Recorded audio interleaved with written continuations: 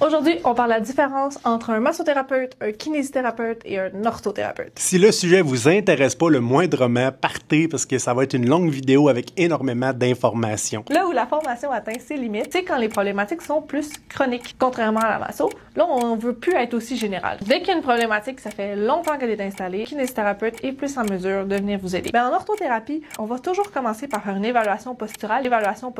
Moi, je suis un fan du consentement libre et éclairé. Et dans cette vidéo-là, on n'a pas eu de consentement libre et éclairé. On a eu comme un speech de vente pour une formation en kinésithérapie ou en orthothérapie, plus qu'un consentement libre et éclairé sur leur réelle capacité au Québec. Et on a ajouté aussi, on a comme parsemé des petits grains de pseudosciences puis de choses qu'on aurait pu voir en 2025, mais qui peuvent être encore enseignées dans des écoles privées, comme des écoles qui enseignent la massothérapie et ces autres formations-là, parce que c'est pas des centres qui vont être régulés à l'échelle gouvernementale. C'est pas comme une université. Il n'y a pas personne qui va regarder le curriculum pour se dire ça ne représente pas la science en ce moment, on devrait peut-être pas l'enseigner. La différence entre un massothérapeute, un kinésithérapeute et un orthothérapeute. D'emblée, c'est important de comprendre que légalement, il n'y a aucune différence entre un massothérapeute, un kinésithérapeute et un orthothérapeute. Ce qui veut dire que le massothérapeute peut facilement faire tout type de traitement manuel, que ce soit des mobilisations, le travail des tissus mous, le pin and stretch, n'importe quoi, tant que ce n'est pas des manipulations vertébrales, ce qui veut dire des manipulations rapides à haute vélocité, spécifiques à la chiropratique et qui peuvent être faites par certains physios avec une formation supplémentaire. Parce qu'essentiellement, vous pourriez être un massothérapeute, faire des mobilisations puis appeler ça un massage suédois thérapeutique, ça change absolument rien. Plus vous allez avoir d'outils pour soulager la douleur, plus vous allez avoir des résultats. Et ça, c'est pas moi qui le dis, c'est les recommandations canadiennes. Une approche multimodale avec plus qu'une intervention. Ce qui veut dire pas juste de la masso, pas juste des manipulations, pas juste des mobilisations, des exercices, de l'explication sur la douleur, etc. Tout ça, c'est le meilleur protocole pour avoir des résultats le plus rapides. Puis vous allez voir à travers la vidéo, il y a bien des choses qui font des clarifications parce qu'on prétend que la douleur chronique, c'est meilleur avec un kiné. En tout cas, on en parle. La partie 2 de la formation vient nous montrer comment avoir des actes thérapeutiques, faire du massage thérapeutique de base, que j'aime appeler. Que ça soit de la détente, la première couche de muscle, la deuxième, la troisième, ça change rien. De la détente, c'est de la thérapie. Il y a des personnes pour qui leur valeur thérapeutique, c'est de se détendre avec un thérapeute, avoir un moment pour eux, pour soulager leur inconfort, leur douleur, puis un massage détente va faire tout aussi de bien qu'un massage thérapeutique ou sportif. Encore là, le focus et le champ d'action est surtout sur les muscles superficiels, donc la... Que vous soyez massothérapeute, kinésithérapeute, orthothérapeute, vous n'allez pas avoir plus d'impact sur plus de muscles. Si vous allez plus profond avec un massage thérapeutique, vous allez pogner différents groupes musculaires dans le dos, dans le cou qui vont être plus profonds. C'est pas parce que vous êtes massothérapeute que vous êtes limité à la première couche de muscles. C'est un peu comme les... je sais pas si vous avez vu aux États-Unis, c'est moins fréquent au Québec, là, mais les gens qui récitent la Bible, hein, se l'ont fait tellement dire quand ils étaient jeunes qu'ils font juste réciter, mais ils comprennent pas vraiment le sens. J'ai plus l'impression qu'elle fait la même chose avec les formations en massothérapie, en kinésithérapie, en orthothérapie.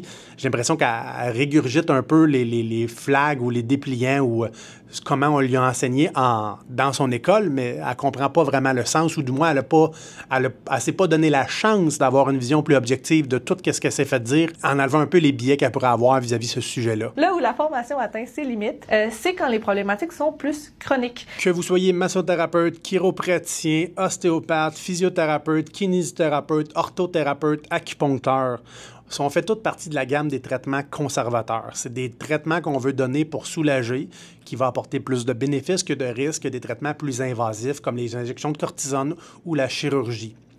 On est là principalement pour la douleur aiguë ou subaiguë. Du moment que la douleur devient chronique, ça veut dire qu'elle perdure à travers le temps après plus de 3 mois, plus de 6 mois, on n'a pas beaucoup d'impact là-dessus. On peut avoir de l'impact sur le soulagement temporaire d'une exacerbation, ce qui veut dire qu'il y a une région qui est sensible depuis plusieurs mois, plusieurs années, mais que depuis quelques temps, ça fait plus mal. On peut calmer cette exacerbation-là pour amener un baseline de sensibilité chronique, mais tout thérapeute faisant de la thérapie passive ou semi-active aura peu d'impact sur la douleur chronique. Les études nous disent que ce qui a le plus d'impact, c'est les patients avec le retour de l'autonomie, l'autogestion à la maison, un mode de vie plus actif puis une vision plus objective et positive de leur douleur. Généralement, quand vous avez un diagnostic par un autre professionnel de quelque chose, le massothérapeute sera plus adapté. Moi, je travaille avec des massothérapeutes en clinique. Quand j'ai des diagnostics de douleurs non spécifiques au cou et au dos, les massothérapeutes peuvent aussi faire la job. Moi, dans ma pratique, j'ai une approche multimodale. Je respecte les recommandations canadiennes. Donc, à travers mes manipulations, si j'en fais, il y a des mobilisations, il y a le travail des Tsumu comme un massothérapeute. Il n'y a pas de différence entre moi qui fais du travail manuel, du massage thérapeutique, qu'un massothérapeute qui ferait exactement la même chose. Et en mesure de vous aider parce que là, il y a d'autres chaînes de muscles, d'autres couches de muscles qui sont rendues atteintes et le massothérapeute n'a pas eu la formation. Il faut savoir que la majorité des douleurs chroniques, il n'y a pas rien d'atteint, il n'y a pas rien de brisé. Il y a des composantes qui sont sensibles, puis que ce soit un massothérapeute, un orthothérapeute, un kinésithérapeute, un ostéopathe, un chiropraticien, un physio, si le but c'est le soulagement, allez vers un professionnel de un qui est capable de vous expliquer votre douleur. Les seules personnes au Québec, c'est le chiropraticien et le physiothérapeute, de vous donner un diagnostic, comprendre notre condition, vous donner des outils d'autogestion. Puis après ça, pour ce qui est de la thérapie, allez vers ce qui vous fait le plus du bien. Allez vers vos valeurs thérapeutiques. Puis si jamais ça ne fonctionne pas un moment donné, virez-vous vers un autre professionnel qui a peut-être une approche plus globale de la douleur ou du moins qui va passer plus de temps à vous faire comprendre pourquoi c'est encore là puis essayer de vous redonner votre autonomie. C'est là qu'embarque la kinésithérapie. Dans cette formation-là, on va vraiment en profondeur, on révise les muscles de praticien, donc les muscles de niveau 1. Et là, l'emphase dans les cours est vraiment sur les attaches, les mouvements. Il faut connaître le muscle, il part de où, il s'en va où, il fait quel mouvement. Ça pourrait facilement faire partie de l'éducation de base d'un massothérapeute. J'ai l'impression des fois que les écoles de massothérapie s'amusent à faire plein de formations pour juste continuer de vendre des formations puis de la spécialisation. Un massothérapeute devrait déjà comprendre les attachements. Le massothérapeute travaille les muscles essentiellement, fait que si tu connais pas tes points d'attache dans ta formation de base, c'est un peu douteuse. Les mouvements que font chaque muscle, ça va nous donner plein d'indications sur quels muscles peuvent être tendus ou pas assez tendus. Oui puis non, les muscles sont juste là pour réagir à un inconfort, à une douleur. Ce qu'il faut comprendre avec les muscles, là, c'est que le corps, quand on a un inconfort, quand on a une douleur, il faut qu'il contrôle la situation. Il y a 3 façons pour contrôler la situation. Premièrement, il envoie des inconforts. Fait que on augmente la sensibilité dans une région qui commence à être agressée de manière mécanique, donc quelque chose qu'on fait plus depuis un certain temps. Puis après ça, c'est les spasmes musculaires qui embarquent pour essayer de venir protéger la région. Mais même si vous connaissiez vos points d'attachement, ça ne changera rien parce qu'essentiellement, on va traiter localement, puis on va traiter un peu en haut puis en bas anyway. Savoir vos points d'attachement, ça ne changera pas grand-chose. Les muscles, c'est juste une réaction à la douleur. Puis après ça, si c'est tellement spasmé, ça peut amener des pertes d'amplitude de mouvement, donc être incapable de tourner à gauche ou à droite, ou encore de se pencher vers l'avant, et même avoir l'impression d'avoir le bassin croche, le cou croche, comme avec un tortipelvis, une lombalgie ou un torticolis. La kiné, contrairement à la masso, va aller chercher le mouvement. Donc, kiné, ça veut dire mouvement. Si vous êtes massothérapeute et vous connaissez les techniques de mobilisation, ça va revenir au même. Si vous voulez travailler les amplitudes de mouvement avec des contractions isométriques, concentriques, excentriques, tout en faisant de la thérapie manuelle, gâtez-vous, c'est pas spécifique à la kinésithérapie. Contrairement à la masso, là, on veut plus être aussi général. Quand quelqu'un va se présenter pour nous voir, ça va être souvent parce que, justement, il y a une problématique, puis on va vouloir venir travailler sur cette zone-là en particulier. Si vous avez 1 heure avec un massothérapeute parce que vous avez de la douleur au cou, le trapèze, qui est un des plus grands muscles dans votre cou, part de la région cervicale, s'en va dans le milieu du dos, s'en va aux épaules. Fait que d'avoir un massage 60 minutes pour travailler le cou, le bas du dos, le milieu du dos, les épaules, le trapèze, etc.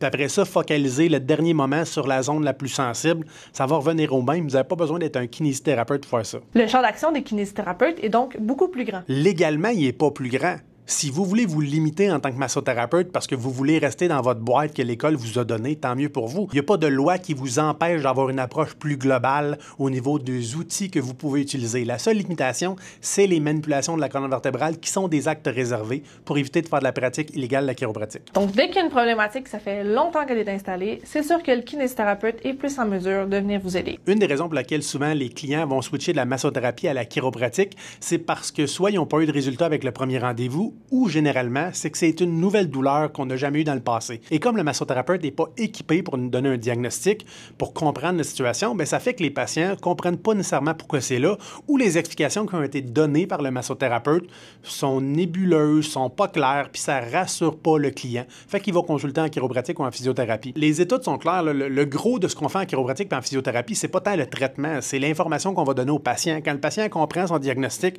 comprend le terrain de jeu dans lequel il va être capable de se gérer gérer à la maison, comprend qu'est-ce qui va faire mal, qu'est-ce qui va faire moins mal, pourquoi ça fait mal sans créer des peurs inutiles, comme mettons la vertèbre déplacée, un air de coincé, des affaires de même. Donc ça change pas plus grand-chose parce que même si vous aviez une nouvelle douleur, on n'irait pas plus voir un kinésithérapeute ou un orthothérapeute parce qu'ils peuvent pas vous donner de diagnostic. Ils ne peuvent pas faire de tests orthopédiques, neurologiques, peuvent pas faire des signes vitaux, bref, peuvent pas écarter des diagnostics différentiels, peuvent pas confirmer un diagnostic. Tout ce qu'ils peuvent faire, c'est soulager comme un massothérapeute ou un ostéopathe. En orthothérapie, on apprend aussi tout ce qui est la musculature la plus profonde, donc la troisième couche de... Encore une fois, ça devrait faire partie déjà de la base de toute formation de massothérapeute. Vous devriez connaître toutes les couches de muscles parce que c'est essentiellement l'outil primaire que vous allez travailler avec vos mains. L'emphase est aussi beaucoup plus mise sur la posture et comment cette posture-là peut venir impacter notre système. C'est là qu'on embarque un peu dans la pseudoscience, c'est qu'on met de l'emphase sur la posturologie ou la posture.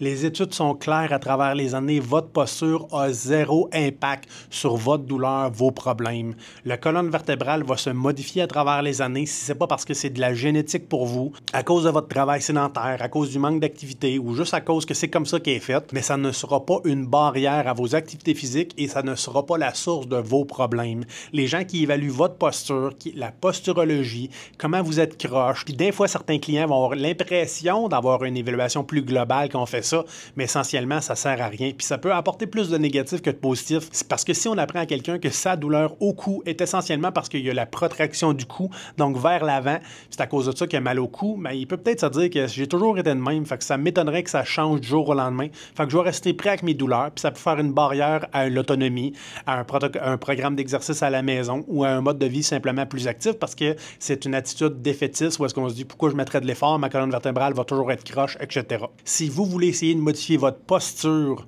parce que esthétiquement, vous ne l'aimez pas. Ça ne sera pas qu'un massothérapeute, un kinésithérapeute, un orthothérapeute, un chiropraticien, un physiothérapeute, un ostéopathe, c'est vous.